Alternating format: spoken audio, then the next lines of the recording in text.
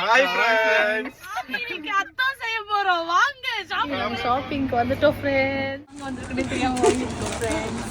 ஏய் வாங்கிட்டோம்டா. வேணுமா? நீ வேணாம். நம்ம வந்து கொத்தமல்லி வாங்க வந்திருக்கோம். ஒரே நாங்க ஷாப்பிங் முடிச்சிட்டோம். பார்த்தல சும்மாவே. வாவ் வருது பேஜ் வருது.